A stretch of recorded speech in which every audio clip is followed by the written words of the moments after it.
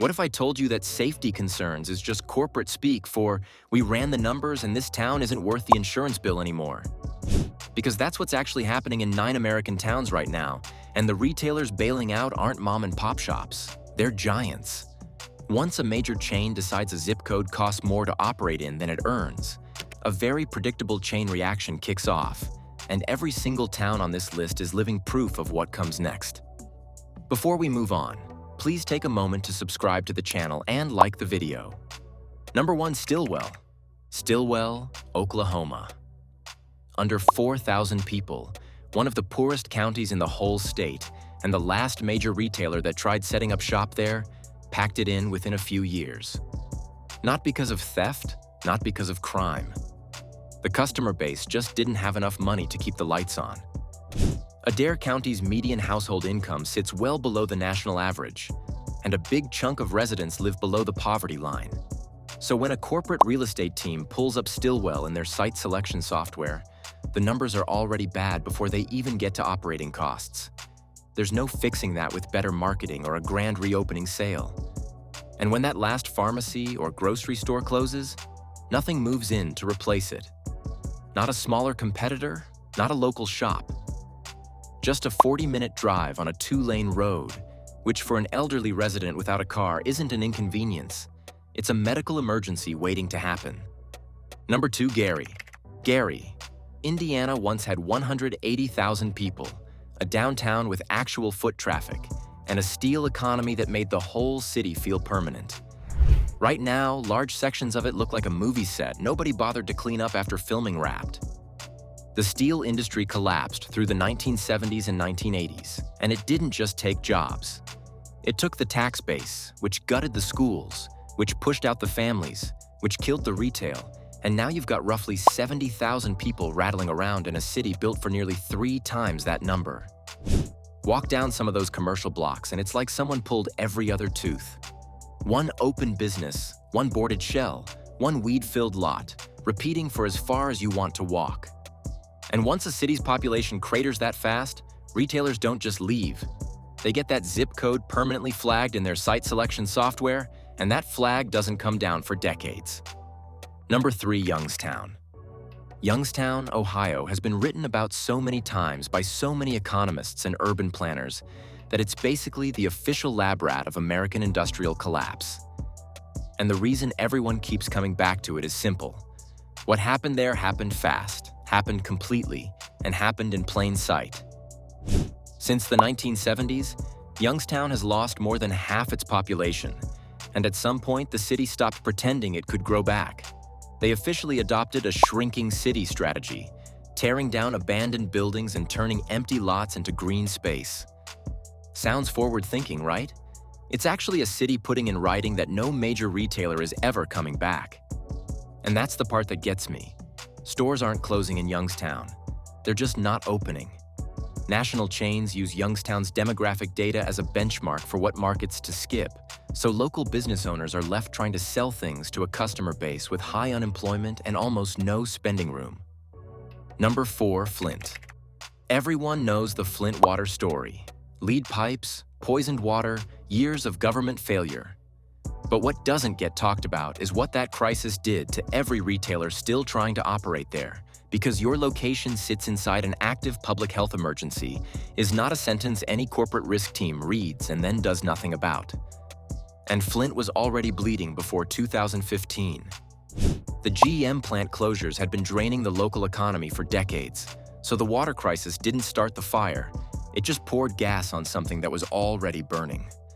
Lose a pharmacy or a grocery store in a city where a huge chunk of residents don't own cars, and the tap water spent years being genuinely toxic, and you're not just closing a store. You're pulling out one of the last working pieces of a system that was barely holding together, and the people left behind had the fewest options to begin with. Number 5, Tabor City. Tabor City, North Carolina. 2,500 people, Columbus County. And if you roll through on a random Tuesday, the Dollar General is genuinely the most action you'll see on any block. It might also be the only major retailer left standing. And look, a dollar store moving into a struggling town sounds fine at first, affordable stuff, local jobs, close enough to walk. But economists have spent years tracking what actually happens next. And what happens is the full-service grocery store dies. Dollar stores undercut on packaged goods while stocking zero fresh food, so the real grocery can't compete and eventually closes, leaving residents with chips and canned beans and a 40-minute drive for produce. Columbus County already carries some of the highest poverty rates in North Carolina. So the stores that survive are the ones with the lowest costs and the highest markup on things people can't stop buying. That's the dollar store model, perfectly engineered for exactly this situation, and once it's the last option standing, nothing pushes the food environment back up. Number 6, Cairo. Cairo, Illinois sits right where the Ohio River runs into the Mississippi, which sounds like a geographer's dream location, but the population has collapsed from 15,000 at its peak down to around 1,700 people today. Let that sink in. That's not a slow fade, that's a free fall. Racial conflict and white flight through the 1960s and 1970s accelerated the population loss. The river industries dried up, and Cairo dropped so far below any retailer's minimum viable threshold that nobody even bothers running the numbers anymore. Alexander County ranks among the poorest counties in Illinois, and the retail situation there isn't about stores closing. It's about stores never coming back after the 1970s and 1980s collapse, which means people living there right now grew up in a place where local shopping is something their grandparents describe, not something they've ever actually experienced.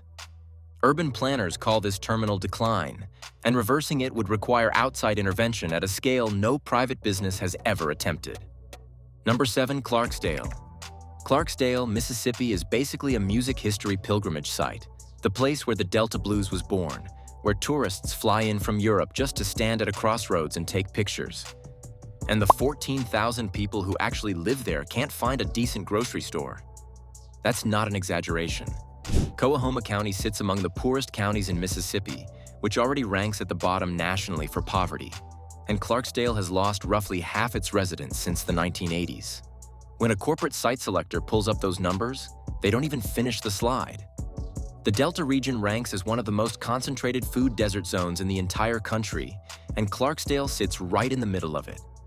Low car ownership, high poverty, and almost no retail left means the people with the least money are also driving the farthest to buy food. International tourists visit. A supermarket won't. McDowell County, West Virginia makes even that look manageable. Number 8, McDowell County. McDowell County, West Virginia.